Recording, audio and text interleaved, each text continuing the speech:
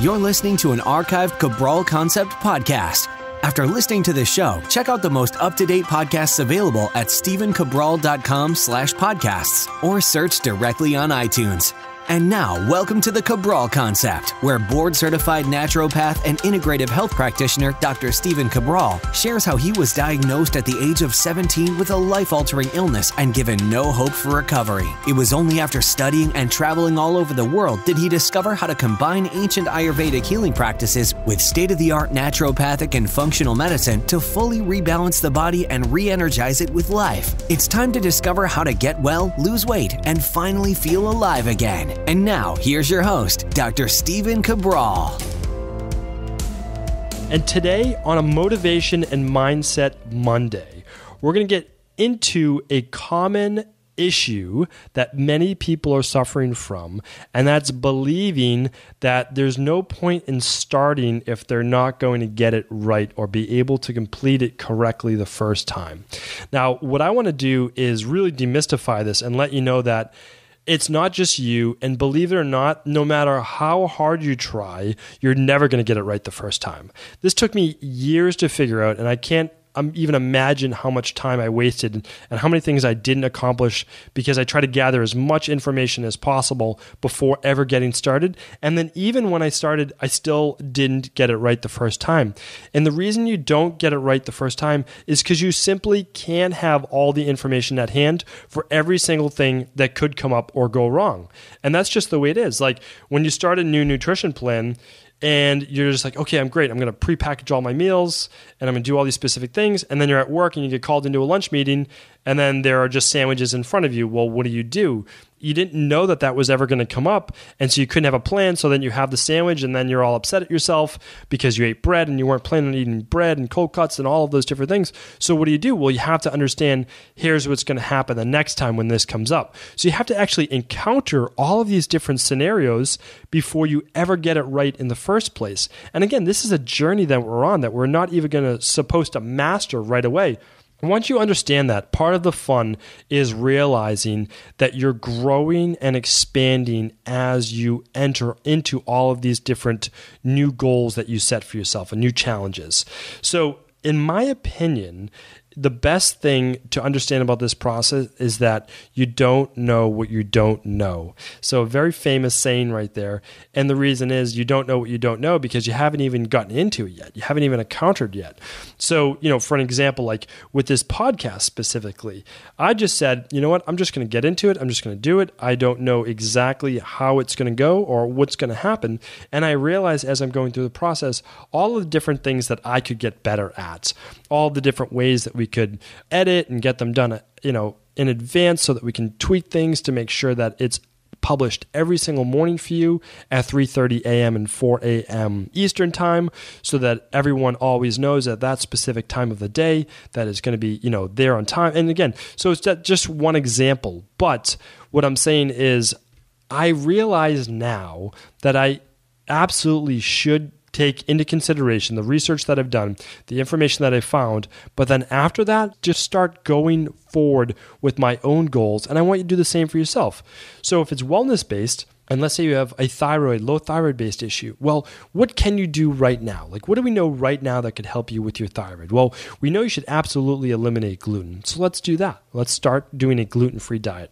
What else do we know for the thyroid? Well, we know your thyroid really functions optimally when your gut is working well, when you don't have any intestinal-based or gut-based permeability. So let's work on fixing that. Can we do an organic acids test? Can we do a thyroid-based test? Sure, absolutely, we can do that. What if you can't afford that? Okay, well, then we could start with maybe we can just use specific things that your thyroid needs to make that hormone in general, and that is iodine and selenium. Can we start with just a product that has that? So again, just get moving towards your goals and start just changing and adding one variable at a time. The other nice thing is once you know that you're not going to get it right, that you're not going to be perfect that first time, you don't feel there's so much pressure. Right? And so that when you mess up, you don't just give up. You realize, okay, I'm going to write this down. This didn't work or this came up. How can I make sure that I correct this so it doesn't happen in the future? That's how I like to look at it. So going back to that lunch meeting, okay, so all they're serving right then is sandwiches and some cold cuts of those specific things. Well, that lunch meeting is probably going to last, an hour, maybe an hour and a half. You can wait. I know you can do it. You can just have water at that meeting and just say, for today, I'm just not going to have any sandwiches. I'm not going to have any food right now. My stomach's not feeling that great or whatever it might be. I don't personally believe that that's a lie, because if you ate that sandwich, your stomach's not going to be feeling that great in the first place. Or you could just simply say, I'm just free right now. People understand that. No big deal at all. And then who knows, they might even serve salad or something like that at the next meeting instead. But what I'm saying is this: you can wait an hour and then have your lunch after that meeting. Just drink water to keep yourself satiated during it. There are things that you can do, but that first time you might not know what to do and you might not get it right. That's okay. You have to go through many different trials before you master it. And it's almost like a trial in itself to see if you're worthy of achieving that goal, because a lot of people aren't. They give up after the first obstacle or two, and I don't want that to be you. Now, the other great thing I always say is this: there are only so many obstacles that you have to go through, meaning like there are only so many things that you can get wrong until you've been through all of it, right? And then you just try not to get it wrong the second time. When we work with someone new, we say you can make as many mistakes as you want and as you need to, but just try not to let it happen a second time. That to me is the cornerstone of achieving goals, is knowing that yes, you're not going to get it right. It's not going to be perfect, but if you just don't make that same mistake a second time, you know that you're going to reach those goals. Is there a definite point? Will it be a week from now, 2 weeks from now, 3 months from now? We don't know. But the more mistakes you make, the faster you reach your specific goals. All right. So what I find is that typically people need to make about 3 to 5 different kind of concerted efforts before they end up really achieving that goal. Now, that's not steadfast. That number may not apply to you. Maybe it's less than that. Maybe like, oh, okay, this is exactly what I need. Recalibrate, change directions a little bit. All right, back on track. But it's just what I've seen before it really sticks. So if you look at it that way, well, you need to make 3 to 5 different, ebbs and flows where you do really well for a period of time, drops off a little bit, then you go back up really well, drops off a little bit, and then go back up, drops off. So when you look at it like that, just 3 or 5 times and get it to stick as part of your lifestyle. So keep in mind, you're an individual. I believe in bioindividuality. That's my entire practice, is looking at how to create equilibrium in an individual and keep them balanced. That's what I found works best for people. And I know that if you look at it from this perspective, you'll be able to achieve your goals in a much faster manner once you know that it's okay to make mistakes. It's actually a good thing, because that allows you to know what you should not do in the future to get you closer towards your goals. So we're going to keep it at that for today. Please let me know if you have any additional questions. Thank you again for tuning into the Cabral Concept. I want to sincerely thank you for your support of this podcast. I couldn't do it without you, and I mean that. I truly do.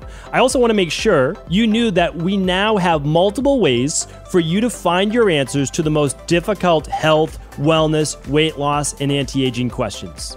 You can find podcast-specific topics like thyroid, adrenal, hormones, sleep, digestion, Ayurveda, and many more at stevencabral.com/podcasts that will then link you to your favorite Apple, Spotify, and other podcast players. Plus, all new podcasts and weekly exclusive video content is being added to our YouTube channel at youtube.com/Stephen Cabral. And that's Stephen with a PH. Head on over and subscribe so that you don't miss any of the exclusive content. Lastly, if you've ever found any of my podcasts or books to be helpful, I would really appreciate it if you could leave a review on iTunes or your favorite media player for the podcast. Rating and subscribing to the YouTube and podcast allow me to reach more and more people and help spread my mission of healing throughout the world. Thank you again for being a part of this movement.